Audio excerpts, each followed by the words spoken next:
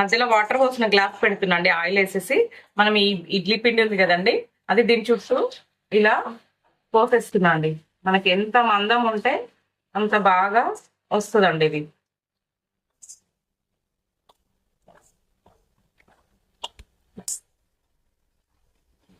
ఇది ఇలానే వేసుకోవాలండి మనం.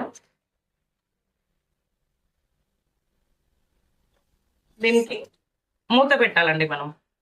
ఒక 3 minutes కుక్ చేసుకొని మళ్ళీ టర్న్ చేసుకోవాలండి.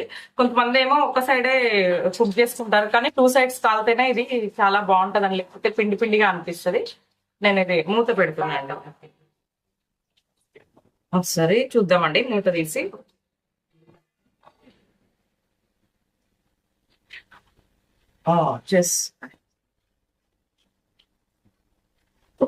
మనం ఒకసారి గ్లాస్ తీసి